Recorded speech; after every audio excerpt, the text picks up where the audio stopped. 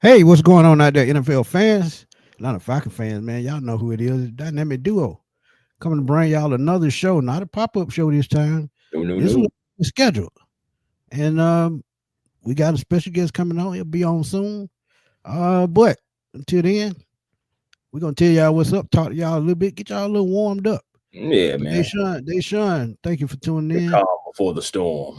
Our boy Tevin Phelps, man, you always supporting. What's good, fam? Keith Simmons, what's up, my guy? And speaking of Tevin, man, Tevin always in the NFC South roundtable, representing Okay. them Dirty Birds, man. 'Cause that's what he do. But Darn before right. we get started, man, tell the people what's up. Hey, man, an old group said, fee, fi, fo, fum.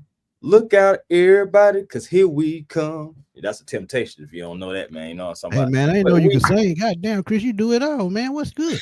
man, listen, brother. We I'm be just holding back. I'm just a man that just be, just talk sports, man. I don't talk about everything else. What's good, Larry? How you feeling, man? Yeah, man. Y'all come on in, man. We just warming it up a little bit. We're gonna have the NFL national chief reporter, Steve Wyche, joining us soon. Running a little behind, but of course, you already know it's gonna be some great stuff. So I can't wait to get into it. Been a minute since we talked to Steve. Interested to see how he feels about some questions we got for him. So y'all just stay tuned for that, man. On the way, on the way. On the way. And speaking of on the way, man, on the way is right now. Because guess who just popped in on us, man? He back for round two, man, and he told us just hit him up, man. He'll be ready. And I know he ready to talk some NFL draft. Mr. Howard University himself. Mm-hmm. And A1 just told y'all, NFL National Chief Reporter. That means he got all the news, any news that you want. He got it for you. My main man, Mr. Steve Wyche. What's good, Steve? My people. I just got off air, man. I had to come join my people, man. How's everything going? Everything going good, man. We know you're a busy guy, so we're not going to hold you long. But what we're going to talk about is that NFL draft, man. I know you've been excited. You were Atlanta Falcons beat writer for, 3-4 years, a good little while. Mm-hmm. So you know all about the city of Atlanta. And back in the day, for sure. It's been a minute. Back in the day. I'm trying to tell you, but so far this offseason, Terry Fontenot, we know him and Raheem Morris, they had quite a job ahead of them trying to restructure this defense just a little bit. They said they were going to be heavy on defense in this draft. Came through with their word. Jaylen Walker, pick number 15, who everybody in Atlanta was pulling for. Yes. Give us your thoughts on Jaylen Walker at number 15 and how he fits with this Atlanta Falcons. I'm really interested to see how they use him, right? Because he's not a prototype body type outside linebacker, 6'1", about 235, right? He's more of like your chase inside linebacker. Facts. But at the same time, you've got Leonard Floyd and Arnold Ebiketie who can play on your rundowns, right? So you got a movable piece, much like Caden Ellis. That's what I like about both of these edge rushers that they got, is these guys are movable players, not just a left side or a right side or a strong side or a weak side guy. These are phantom players, right? And so you can use them in a lot of different ways. You can reduce Ebiketie inside the tackle. You can go with kind of a fleet 5-man rush crew. You don't know who's coming. Is it Ellis? Is it Jaylen Walker? Is it Pierce? Is it Leonard Floyd? So there's a lot of things they're going to be able to do. And this was where Raheem Morris is very creative, because remember when he was with the Rams, he had Byron Young, a third-round draft pick defensive end out of Tennessee. Right. I think he got him 8 sacks his rookie year. Now he was playing next to the best ever, number 99, Aaron Donald. But the creativity that Raheem showed with when he blitzed, when he gamed stuff up, I think that's what these two young edge rushers are going to allow them to do when you've got some short yardage rundown defensive ends or outside linebackers, I should say, edge guys, with Ebiketie and Floyd already there. Oh, yes, sir. Well, you just spoke on both of the bookends potential, but how do you assess the Falcons' decision to trade up for James Pierce Jr.? Was the potential reward worth the cost? This is interesting because at first I was like, man, they gave up a first-round pick to go get him. But then I'm like, you know what? They had to go get him, right? They had to. When you've got a player that you like at a position that's been disastrous. Remember, the Falcons, 3 of the past 4 years have been 31st or worse out of 32 teams when it comes to sacks. You do not win in the NFL without affecting the quarterback. That's putting pressure on him, making him throw errant passes so they get intercepted or getting strip sacks on him, right? You have to impact, and they haven't been doing that. So they're giving average Joe's time to go out there and get down. I don't care how good your your secondary is. If you're not pressuring the quarterback, you're not making an impact. So that's what they decided to do. And again, to get these chameleon type of players off the edge, that's going to allow them to do some things. I think Caden Ellis, again, I'm a huge fan of his. I think he's one of the most underappreciated defensive players in the NFL. Now that you've got a couple guys like him or things that you can do schematically to free him up a little bit more, he's probably going to show out. Like, he's one of my guys I'm expecting a huge jump on the national stage this year because what these young guys can do. So I don't like the fact that the Falcons had to give up a first-round pick to go get it, especially because they gave it to the Rams, who are probably going to use that pick because they're so great at staffing their team, in a way that's going to develop into a 10-time Pro Bowl player. But at the same time, so may James Pierce. They've got to impact the quarterback. They shot their shot. And let's not forget, fellas, last year after they drafted Michael Penix, they tried to trade back up into the teens to get Leatu Latu. So this is not the first time that they had this on their minds. It was the first time they were able to execute it. Facts. Now, speaking of that trade, a lot of people not realizing how it also helped them and impacted them in this draft too, because with that move back, they did get a third-round pick and drafted Xavier Watts, who, in my opinion, was a late first, early second-round pick. So how does he fit into this scheme, being a former linebacker, former wide receiver? So he has all the instincts, everything you need to play in the box. How do you think he factors into them trading back and possibly getting a steal going forward? Well, we'll see. I mean, this now will alleviate some of the things that fall on Jesse Bates' shoulders. I mean, Jesse Bates seemed like he had to make a ton of plays cleaning up when things broke down on the first and second level last year. So now if he can fit in what Ulbrich and Raheem want to do, then, I mean, he's kind of that Keanu Neal type of guy, right? So he can play that type of role. Remember, I think Keanu was there when Dan Quinn and Ulbrich were there before. So he can fill in that type of role a little bit. And then you're looking at the division, the type of players, you're having to face in this division, the Alvin Kamaras of the world, some of the stuff that the Saints like to do with the tight end, some of the stuff that the Bucs like to do up front. Getting a little bit more physical on that second and third level is huge. But more than anything, it's not the physicality, it's the sure tackling. The NFL is geometry now. That's why the Eagles are so good. They get Saquon Barkley in space, and then he does his thing. You got to have people who can clean people up within 5 yards of the line of scrimmage. And if this young man shows that he is able to do that, and again, takes so much of the pressure off of Jesse Bates, his defense could be a lot better, not just against the pass, but against the run. Right. Absolutely. And also there's another draft pick, someone else who's also a ball hawk, just like Xavier Watts. Talking Billy Bowman Jr. How do you envision he impact this Falcons secondary as well, competing for that slot position? Well, I mean, again, that's one thing Raheem Morris loves is rotational guys who can play that slot corner or that slot safety, right? You hear about the big nickel where you've got, a safety type body in there, depending on if you're going against a heavy tight end type of team like a Detroit, right? Or a team like that. Or you can go with a nickel if you got a fleet receiving core, guys when they just got burners coming at you down the field. So, look at the Carolina Panthers, right? They've got more possession type and big body receivers now. They got Teteroa McMillan to go with Adam Thielen. Okay. So if he can come in and be kind of that body type that can match up well, it just gives them options. But what this also does, man, it gives you competition on defense. Yes, right? When you go to practice, it's like compete to see who's going to play. And if you can't stand up to the competition, bye. We have somebody who can. Right, and they have not had that luxury in years. So this is where Terry and Raheem and the scouting department have done a good job, and Ulbrich have done a good job in bringing in an abundance of players, young athletic players, veteran athletic players, to put heat on cats so nobody gets comfortable, right? You see the good coaches, they've always got pressure on players by having talent behind them. That's why the Ravens are always so good, bro. They go out. Malachi Stark falls to him. Come on, they already got safeties. Next to Hamilton. Oh yeah, that's what we were talking about before. But now they're better, right? And by having that competition and being able to practice a certain way, that takes things up to a completely different level. And I threw out an idea, and tell me if I'm right or wrong. With the personnel that they have right now, I would love to see them run more of a Pittsburgh zone blitz type defense with the type of speed and aggression that they have. What would be your thoughts on how would they run this scheme? Would it be more of a 3-4 or 4-3 hybrid, or what do you think they would do?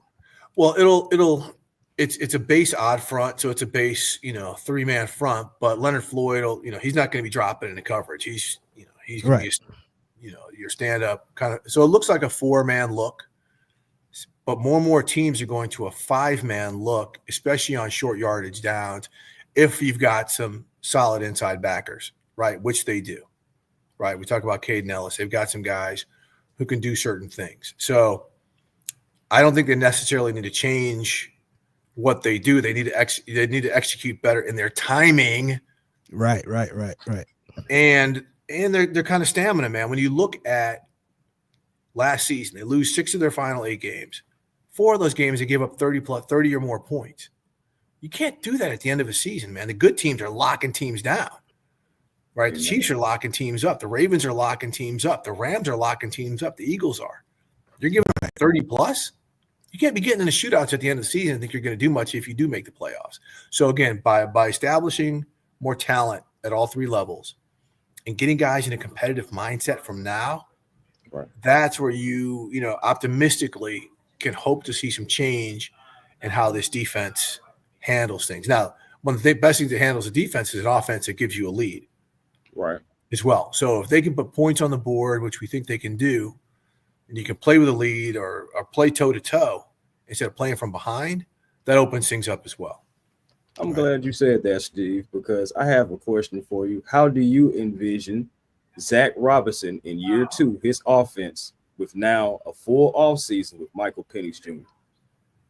It's a great question because it's so tempting to want to fling it all around because Penix throws the ball. Right. You got number 7 back there. Don't ever forget about Bijan Robinson and Tyler Algier. Isn't it crazy how I think Bijan Robinson has one of the least talked about great seasons? I mean, what did he go for last year? Like 12, 1,300? 1,400. You don't hear a peep about it. Right? Because Saquon did his thing. Derrick Henry did his thing. But you can't forget about him. So, again, I still think it's going to be run and run action based off the pass game. But, they got to keep pushing it downfield. I mean, this possession game is all cute and nice and everything. Is Kyle Pitts going to ever show up like we think he can? He's a spot player, but is he going to be consistent? Is he going to be a Sam Laporta, which people thought? So, you've got to have some speed. You got to have explosive ability in this game. Can't give the ball away, on offense. But again, Zach Robinson with Michael Penix, I just think I know how excited they were before Penix ever took a first regular season snap. Right. Like I spoke to Raheem Morris, he's like, Steve, this kid is just,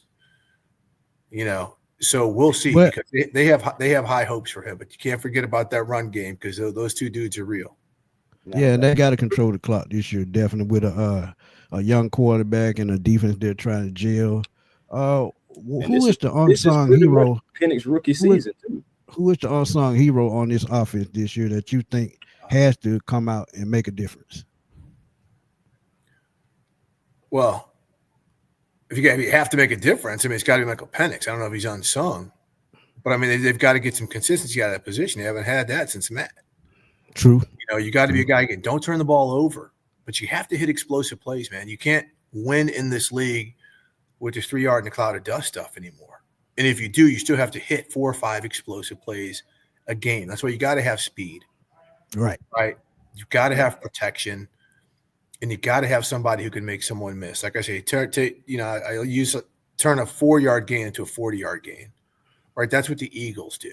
That's what the Chiefs kind of got caught unable to do when they played Philly. The Super Bowl. Last year, they couldn't hit those explosive plays because Mahomes didn't have time. And so, that's going to be big in a division because the Buccaneers have won this division 3 years in a row. They can hit explosive plays, right? They got Bucky Irving, who's like a real dude, right? They got Mike Evans. Godwin back, yeah. They've got the tight end down there who can hit Otto, Cade yeah. Otton is a really good player, right? They've got guys who can hit explosive plays. The Falcons need to hit. You hit 4 or 5 explosive plays, okay, that gets the defense thinking. That opens things up for your offense. It makes guys feel good about themselves. They've got to consistently be able to do that. Right. I'm not going to ask you to tell me a player in particular. I'm just going to say position. Which positions for the Falcons should certain veterans feel that pressure from the influx in defensive talent in this draft? I like that question. Well, clearly, I mean, the two veterans, Leonard Floyd is not going to necessarily feel pressure because he's a productive player. He's a good player, and he's familiar with Raheem. But, Ebiketie, and he's a solid player. But what did I just say about explosive plays? If you're not generating strip sacks, right? If you're not doing things to get your offense the ball or doing things to take possessions away from the opponent, so I'll say some of the edge veterans, we'll see about some of the interior guys. I mean, that's a position that, is clearly in flux, with Grady gone. Right. So those guys have to be more stout. They got to keep the linebackers cleaner. They can't let guys, get up on the second level on their linebackers. We can sit here and say some of the safety group and whatnot. I think they're fairly fine there. I mean, Jesse Bates ain't going nowhere. Right. He's one of the best players in the NFL. So, the edge guys, the guys on the defensive front, that's where it comes. But I like the fact they have so much depth there now where they can rotate people through. If you can rotate through 7 or 8 guys during a game, and then you can have your animals on the field in the fourth quarter, it doesn't matter if you're trailing or not. Now, there is one particular undrafted free agent that Atlanta Falcons love, and I'm pretty sure you know who it is. This kid named Kobe Bryant went undrafted, and a lot of the analysts had him as a 3rd, 4th round guy. Very talented guy, 13 interceptions throughout his college career. Is there any particular reason why you feel like he failed, and could he possibly make a run at some point for playing time this season? Well, sure. I mean, if he's as competitive as we saw where he came out of Kansas, right? Yeah, the kid. Right. Yeah, I mean, 6'1", 180. I mean, he's got good size as a corner. I'm just looking at some of his stats. Yeah, see, he didn't test well. I mean, that's something. Even though he had a 4.5 40, like some of the things he didn't. But I mean, you look at his numbers. I mean, the interceptions, the pass breakups. I'm just looking at some of the stuff here. But I guess I just reading some of the stuff here too. A lot of penalties, which might mean he's a handsy player. Yeah. And that's a hard thing for guys who have been coached to play with their hands a lot. Right. I do a lot of HBCU games, and these dudes are grabby. It's like, dude, if you get to the next level, that ain't happening. Because one, the receivers are strong. They're going to pop you right back or use it against you. And 2, you're going to get flagged. So we'll see. I mean, he's someone who's got an opportunity to compete, and Raheem is definitely one for a hungry dude to want to come in here and play that position. He's a DB coach by nature. So, right. We'll see if Kobe can come in and compete, because I think opportunities are there. He's got to come in and be great in the kicking game. On coverage teams, on things like that. And if he's willing to do that, he's got a shot. And staying on that undrafted free agency and just free agents, are there any other names outside of Kobe Bryant who may be potential contributors or hidden gems for the Atlanta Falcons in your opinion? I wish I had my entire depth chart here in front of me, and I'm sorry, guys, I just can't answer that question. I wish I had the time to have all this right before I came on. I was just on air talking about like 5 or 6 other teams. So my apologies. It's all good, man. It's all good. No, my apologies. I can pivot. Let me ask you this. How important is the role of undrafted players in shaping teams' depth, competitiveness, and especially for a team like the Falcons who are aiming to try to build a strong roster? It's huge because every year teams sign like 3 or 4 undrafted players. I mean, who's the best special teams player? Who was a Pro Bowl special teams player for the Atlanta Falcons last year? Kadero Hodge. Kadero Hodge, undrafted player out of Prairie View A&M. Went to the Rams, went to the Browns. Lions, came to Atlanta. Like he's a dude who's got like mad just dog in him, right? Not the fastest dude, but he's like, you know what? I'll raise my hand. I'll go down there and cover a punt. I'll cover 5 a game. I'll go back in coverage. Oh, you need me to be your 4th or 5th receiver? I got that too. I'll block a dude up, right? So the undrafted guy, depth-wise, clearly kicking game, special teams, is a big part of it. But again, these are the guys who typically are hungry and they're developmental. And a lot of these guys come from small schools. Like, you didn't see any small school guys get drafted this year, right? I think last year in 2024, only 11 people from non-FBS schools got drafted. It seemed like there were fewer this year. Wow. Yeah. I mean, so these guys are hungry. And all things being equal, really good scouting departments take guys from these smaller schools because they haven't hit their ceiling, right? If you got a guy's been at Georgia for 4 years, right? He doesn't get drafted, but he's had all the best nutrition. He's had all the best weight room. He's had all the best practice potential and opportunities. But then you got this guy from Coastal Carolina or this guy from Morehouse who hasn't had the luxury of the great weight room and the nutrition. He's got upside, right? So these tend to be your hungrier guys, right? So if they can match some of their athleticism or develop into a stronger player, teams have to be patient. They've got to see something. The undrafted guys tend to be some of your nastiest, dirtiest dogs who last in the league for 10 years just because they know what it's like to come from the mud. Right. Get it out. Absolutely. Okay. But outside of the Falcons, one quick question. Mm-hmm. Surprising. What team do you feel had surprised the best draft? Surprisingly to you. Oh, I love the Broncos. I love the Denver Broncos. Their offseason's been great, right? They go out and they get Dre Greenlaw and Talanoa Hufanga, two bangers, right, from the 49ers. 49ers, yeah. Right, and their defense was already loosening teeth. They Top already 10 had in pass rush, Nito, Pat Surtain. They got so many dudes back there, and they go and then they draft Jahdae Barron, the corner out. Right. Who's a monster, right? Then they get the running back, the game breaker out of Central Florida. Yes. Yeah, RJ Harvey. RJ, I'm kind of like, watch them. Watch the Denver Broncos this year. I mean, I've talked to some folks up there. They're very, very excited. So, defensively, they should be gangsters. Offensively, you saw how well Bo Nix played. Now Sean Payton's got him as his kind of Alvin Kamara type of receiving back, as Pierre Thomas kind of receiving back out of the backfield. I think they could be a very, very dangerous club this year. That division is going to be great because the Raiders are going to be a lot better. I don't know if they come out of fourth because you got the Chiefs and you got the Chargers, but the Raiders are going to be a lot better too with Genty, with Geno Smith, with getting Christian Wilkins and Malcolm Kuntz back from injury on the defensive front. Like, they're going to be a lot better team as well. Okay. We can keep it in the division. So, in the context of the NFC South now, how does the Falcons 2025 draft class, stack up against their division rivals? Well, it all depends on what you're looking for, right? The Saints needed to upgrade their offensive line. So they go out, they get the tackle, they pass on a lot of quarterbacks, but then they get Shuck out of Louisville, who a lot of people are saying is going to end up being the starter. We don't know. We don't know. It's a guy, who was very productive, but he's got major injury history. Right. So, and this year is kind of the one last dance for the Saints roster for Cam Jordan and Demario Davis. Agreed. Some of the Alvin Kamara, some of these guys. So we'll see. They still got a lot of young talent there. I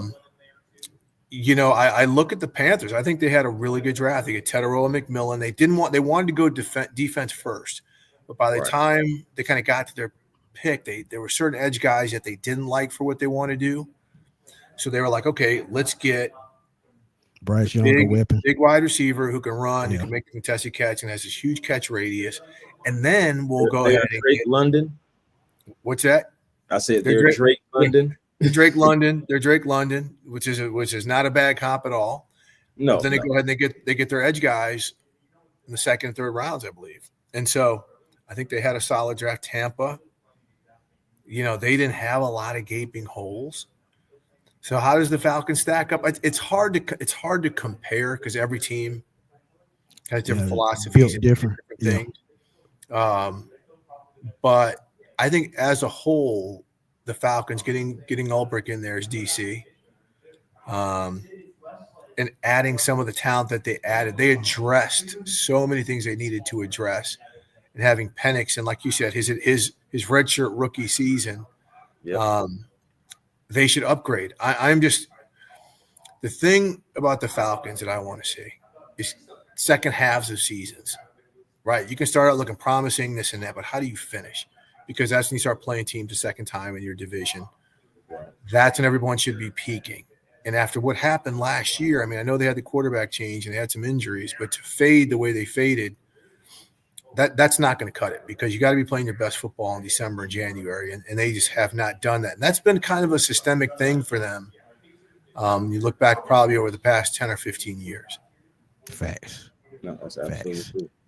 But we know your time is important, man, and we want to thank you for coming through and talking to us for a second. We will definitely reach back out. And one thing you do, man, please tell Andrew thank you, man, because without Andrew, man, we would never, be able to pull this off. So, and folks, for those who don't know, Andrew Howard is one of our guys in our media department that helps book these interviews, and he knows with me, it is very important when Black media, Atlanta media, and everything calls, I'm here to answer. I appreciate what you guys are doing. I appreciate the way you guys represent. And anytime you ask, I'm going to be here for you. We appreciate you, Steve. And again, we'll have you on probably right before week 1. I'll say that. All right. So after training camp, we'll reach out again, and we'll definitely have you on again. You know thank you again, man. Before you go, Steve, it's a trending topic going on right now. Just because you used to be a beat writer for us, the Atlanta Falcons, something that we don't do, retire numbers. Julio Jones, should the number be retired? Yes or no? Man, come on. Yeah. I saw they gave it to somebody. I'm like, what, so soon? That's when I was clutching my pearls like, too soon. That's not clutching your pearls. I just see it as a superstar run. Anybody who's bound to be a superstar, just give them 11. Well, I like that. I like that. You know what's funny? Go ahead. No, go ahead. Chris, you know what's funny, though? When you said it was a trending topic, I thought you were going to come up with the 100 men versus the silverback argument. No. I stay away from that topic. Not at all, sir. No, it's definitely regarding football, definitely regarding the retired numbers thing. But hey, how brash is Abdul Carter to ask LT for 56 and then come for Phil Simms? The crazy thing about it, the family said no, but Phil Simms had said something like, "Yeah, it was okay." LT, I knew he wasn't getting that number. I know. Like, come on now.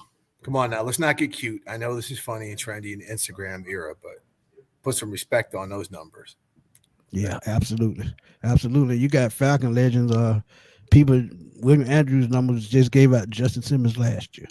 Right. So I don't believe in it. But again, I would love to see, the superstar players starting to wear one certain number like they do in Dallas with 88 with Drew Pearson starting. I like that. Then you got Dez Bryant and Micah Irvin. So why not just do something like that? Yeah, you got the 55 at USC for all the great linebackers. Right. And I'm 11 at Penn State. That. Right. Absolutely. I like that. Hey, Smitty, let's go ahead and push that. Hey, I'm gonna put it on Twitter and see how I catch win. Yeah, man. Go ahead and start the 11 club. Start the number 2 club. Because we don't retire numbers, so we might as well make something fun out of it. Hey, you know what? And here's the other thing. It's worked for number 7 so far, huh? Hey, yeah, absolutely. It has. Yeah, it definitely has. But again, man, thank you, Steve. We truly appreciate you. And like I said, we'll catch up soon, man. And all right. Again, thank you, and thank Andrew, man. You got it, fellas. Take care now. All right, Steve. Enjoy the rest of your evening. That's our boy Steve Wyche, AJC writer, NFL National Chief Reporter Steve Wyche. Thank you so much, man. That was great right there. But yeah, man, we had a ball, man, and thank y'all for tuning in. We will catch y'all soon, man, because I'm a little bit under the weather, so I toughed it out for y'all because that's what I do. But we will talk. Hey, we got to play injured sometime. But hey, y'all know how it is. But before we get out of here, you know what to do, Chris. Tell everybody where to find you. Hey, man, A1 Forever Sports. That is the platform on YouTube. Please come over, like, comment, and subscribe. You see, we out here working, man. Trying to bring y'all the best content that we possibly can. NFL chief, national chief analyst, national chief reporter, Steve Wyche here. You already know that's what we do, man. Just work for you guys over and over again. Again, TikTok, The Real A1 Forever, Instagram and Twitter, A1 Forever. Shout out to everybody who tuned in on my channel, on Smitty's channel, from Twitter, on both of our channels, man. Thank y'all so very much for always tuning in. Oh, yeah, man. Send prayers to my guy Smitty, man. He couldn't even eat his chicken wings today, man. It made me sad. Well, it was a tough day when that happened, boy. Yeah, man. Made me sad, man. So at the end of the day, man, again, thank y'all so much. Send peace and blessings to everybody. Hey, we're gonna keep it rolling. Facts. But y'all know where to find me, man. Smitty Sports Machine. On YouTube, find me at FatBoySlim_21 on Twitter. NFC South Roundtables on Tuesday during the chicken. See, look, she got me talking about chicken. Look at me. See, look. Brian tried the whole face. I tried. I'm not messing with you tonight, man. You're not getting it. Hey, Joy, you gonna pay for that one. Trust me, you're gonna pay for that one. But yeah, man, y'all know where to find me, man. NFC South Roundtable on YouTube during the season, but Auntie Joy gonna pay for that one. Trust me on that. But yeah, man, thank y'all for tuning in. Steve Wyche, man, thank him again. He always coming through for you, boy. And it's a blessing to even get a chance to talk to him because he's a hard guy to catch up with. Trust me on that. Yes. See, she talking about she had American Desert. She just making it worse. 30 minutes ago. You get on my nerves. See, man, tough. Let's get out of here, man. Because I'm telling you. You made him mad. Hey, man, look, man. We going to talk to y'all soon, man. Thank y'all for tuning in. And it's going to be a tough night with peace.